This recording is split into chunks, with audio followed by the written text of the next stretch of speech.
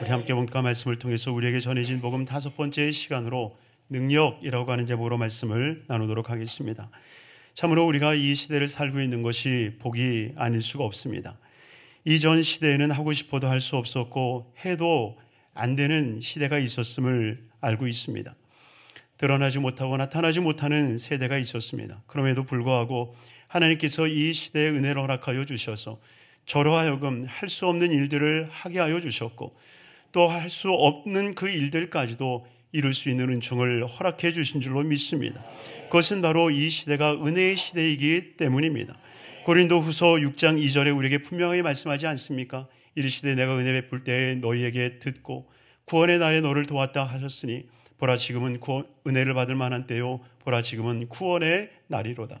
바로 지금 하나님께서 우리에게 은혜의 날을 허락하여 주시고 그리고 구원의 날을 허락해 주신 줄로 믿습니다.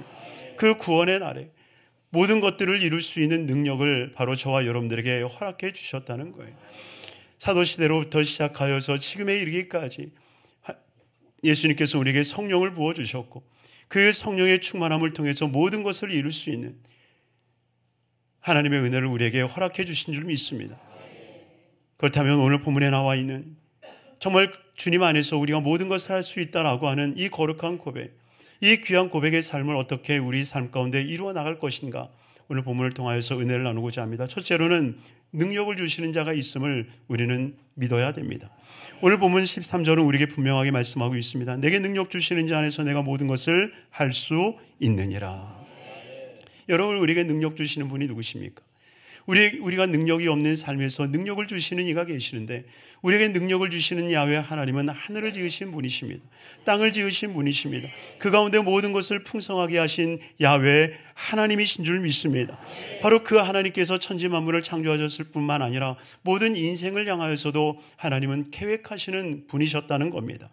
그러기에 에베소서 1장 11절과 12절의 말씀을 통하여서 보면 모든 일을 그의 뜻대로 결정대로 일하시는 이의 계획을 따라 우리가 예정을 입어 그 안에서 기업이 되었으니 이는 우리가 그리스도 안에서 전부터 바라던 그의 영광의 찬송이 되게 하려 하심이라.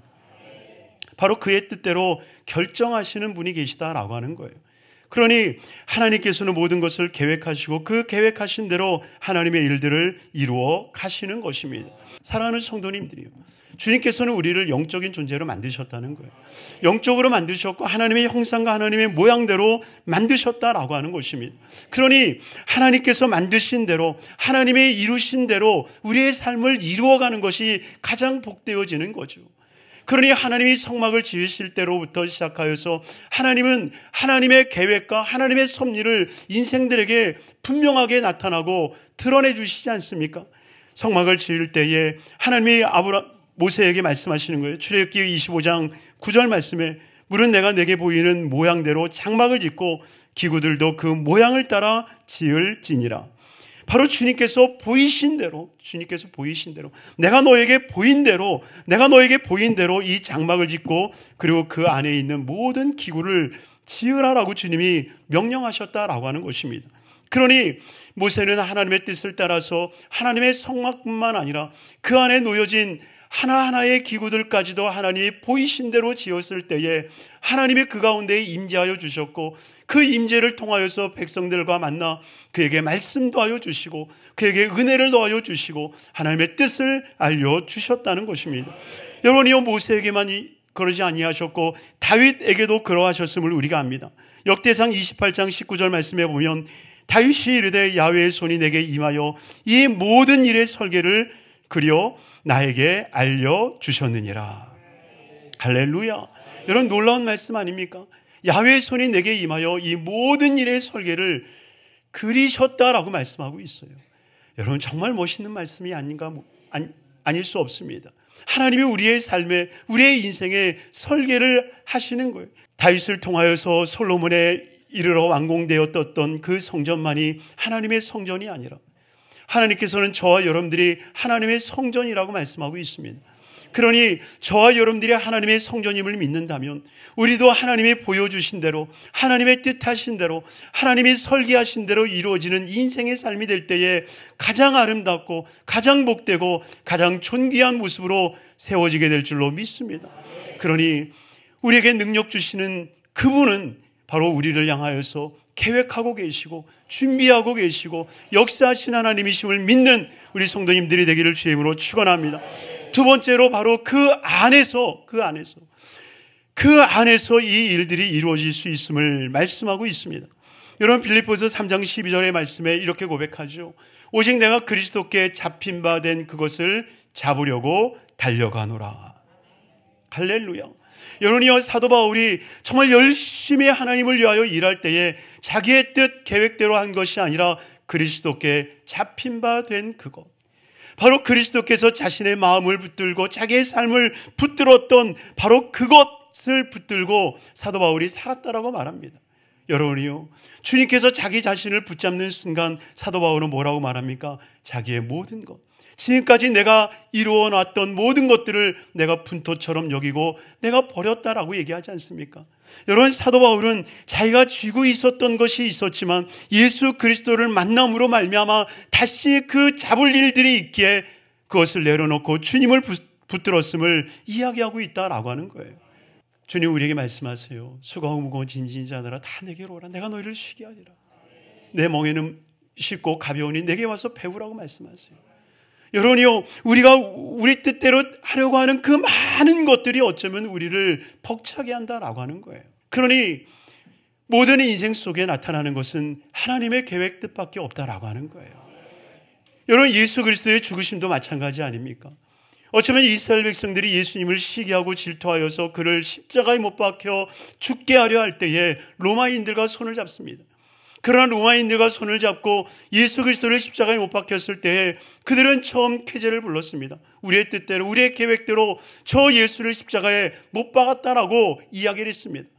그러나 그들의 의지였습니까? 아니요. 그것은 그들의 의지가 아니라 하나님의 계획이었다는 것입니다. 이 계획은 하나님께서 아담과 하와가 죄를 범하였을 때부터 세우셨던 하나님의 뜻이었어요.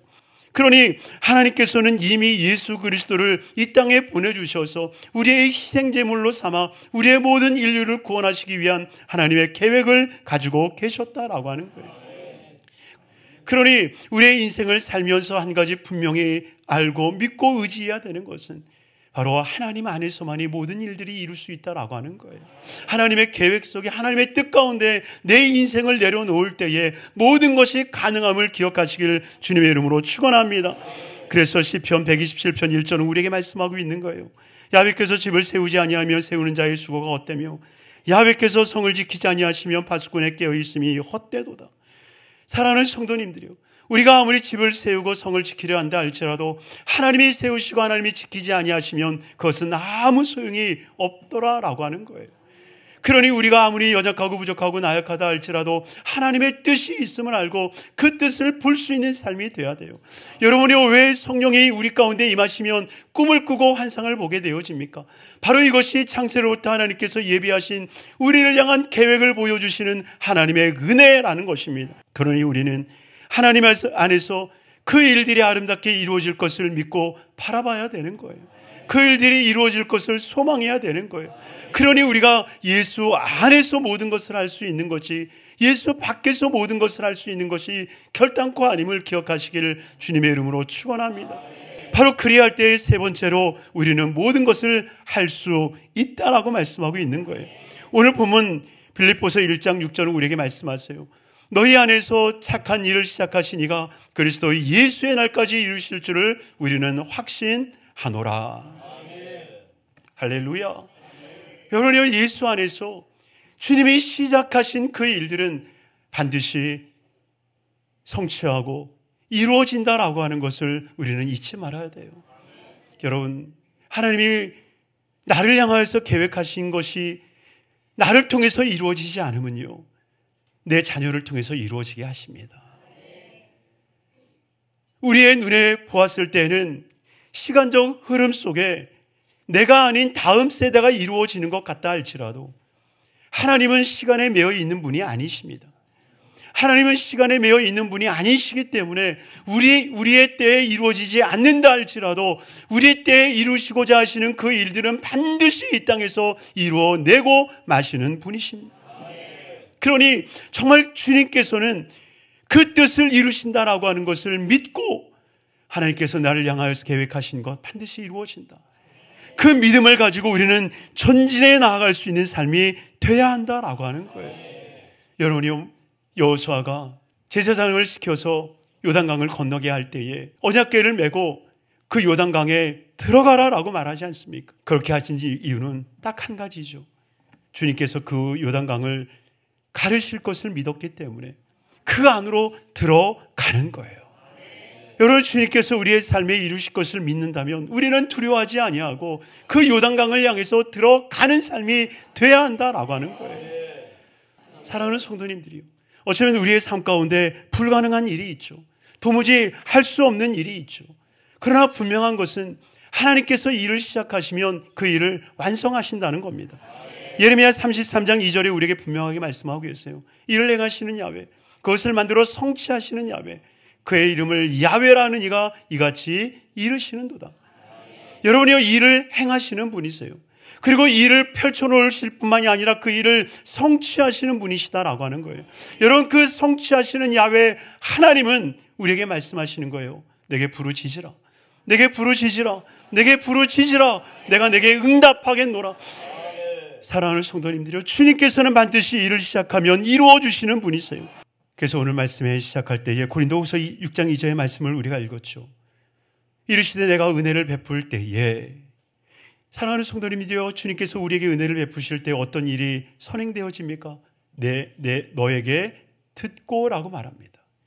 바로 하나님께서 우리에게 비전을 주시고 우리에게 꿈을 허락하여 주셔서 그것을 가지고 기도할 때에, 우리가 하나님 앞에 기도할 때에 주님께서는 들으시고 구원의 날에 우리를 도우시겠다라고 말씀하시는 거예요. 그러니 우리는 정말 주님께서 우리 삶 가운데 역사하실 것을 믿고 바라고 의지하는 삶이 돼야 되는 거예요. 반드시 이루어진다, 반드시 이루어진다, 반드시 이루어진다. 하나님께서 내게 약속하신 모든 것들은 반드시 이루어 주신다. 여러분이 믿으시길 바랍니다. 반드시 하나님 안에서는 이루어지는 거예요. 정말 우리가 믿어야 될 한 가지가 있다면, 반드시 하나님께서는 우리의 삶에 일을 시작하시면 반드시 성취하신다라고 하는 거예요. 우리에게 능력을 주시는 분이세요. 그렇기 때문에 죽음도 우리를 무너뜨릴 수 없는 것은 하나님의 뜻이 이루어지기 전에 결코 우리는 그 생명을 빼앗기지 않게 되는 것입니다. 그러니 정말 일을 이루시는 그 야훼, 그 하나님으로 인하여서 모든 것을 이루는, 모든 것을 가능케 하는 우리 복된 성도님들의 삶이 되시기를 주님의 이름으로 축원합니다.